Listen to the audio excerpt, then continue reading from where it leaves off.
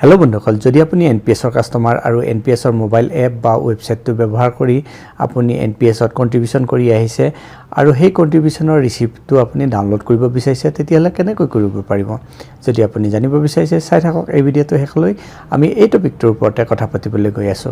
নমস্কাৰ বন্ধুসকল মই প্ৰণৱ আৰু স্বাগতম জনাইছো মোৰ ইউটিউব চেনেল ডিজি ৱৰ্ক অসমলৈ বন্ধুসকল প্ৰথমতে আমি এনপিএছ এপটোত লগইন হৈ যাম আৰু আগৰ প্ৰসেছখিনি স্টেপ বাই স্টেপ দেখুৱাম বন্ধুসকল আপোনালোকে দেখা পাইছে আমি এতিয়া আমাৰ মোবাইলৰ স্ক্ৰিনত আহিছো আৰু এনপিএছ মোবাইল এপটো ওপেন কৰি লৈছো ওপেন হোৱাৰ লগে লগে আপুনি আপোনাৰ পাসওয়াৰ্ড বা ফিংগাৰপ্ৰিন্ট বা পিন ব্যৱহাৰ কৰি আপুনি নিজৰ একাউণ্টত লগইন হৈ লওক আমি এতিয়া আমাৰ একাউণ্টত লগইন হৈ গৈছো এতিয়া একাউণ্টৰ ড্যাশবৰ্ডত আমি দেখা পাম আমাৰ একাউণ্টত থকা বেলেন্স বিলাক আপুনি যদি একেবাৰে ওপৰত গুচি যায় লেফট সাইডত আপুনি দেখা পাব এটা তিনিটা লাইনৰ অপচন তাৰ ওপৰত আপুনি ক্লিক কৰক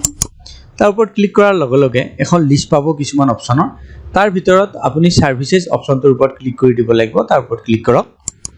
সাৰ্ভিসেস অপচনটোৰ ওপৰত ক্লিক কৰাৰ পাছত সাৰ্ভিস ৰিকুৱেষ্টৰ আন্ডাৰত যিমান বিলাক অপচন আছে সেইবিলাক খুলি যাব অকনমান পেজটো স্ক্ৰল ডাউন কৰক স্ক্ৰল ডাউন কৰাৰ পাছত একেবাৰে শেষৰটো অপচন আপুনি পাব ষ্টেটাস ভিউ তাৰ ওপৰত ক্লিক কৰক ষ্টেটাস ভিউৰ ওপৰত ক্লিক কৰাৰ লগে লগে ইয়াত বিভিন্ন ধৰণৰ ৰিকুৱেষ্টৰ ষ্টেটাস আপুনি ইয়াত দেখা পাব তাৰ ভিতৰত আমি কন্ট্ৰিবিউশনটোত যাম কাৰণ আমি অলৰেডি মোবাইল এপটোৰ মাধ্যমত এনপিএছ মোবাইল এপটোৰ মাধ্যমত আমি কন্ট্ৰিবিউশন কৰি দিছো বা ওয়েবসাইটটোৰ মাধ্যমত কন্ট্ৰিবিউশন কৰি থৈছো গতিকে হেইটোৰ ৰিসিপ্ট ডাউনলোড কৰিবৰ কাৰণে আমি কন্ট্ৰিবিউশনৰ ওপৰত গুচি যাম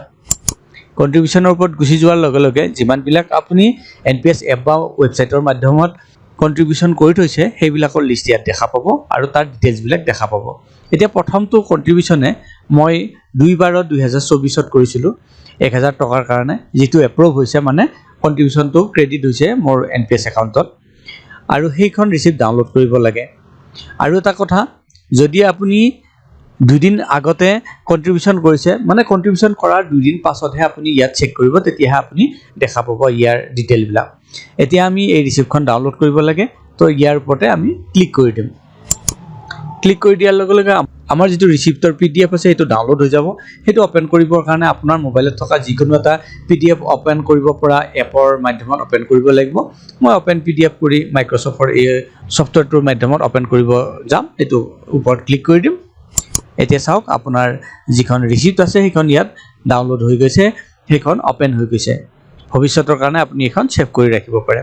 বন্ধুসকল এনেকৈয়ে আপুনি যদি এনপিএছ এপ বা ওয়েবসাইটৰ মাধ্যমত কন্ট্ৰিবিউশন কৰিছে আৰু তাৰ ৰিসিপ্টখন ডাউনলোড কৰিব বিচাৰিছে তেতিয়ালে এনপিএছ এপটোৰ মাধ্যমত সহজতে কৰিব পাৰে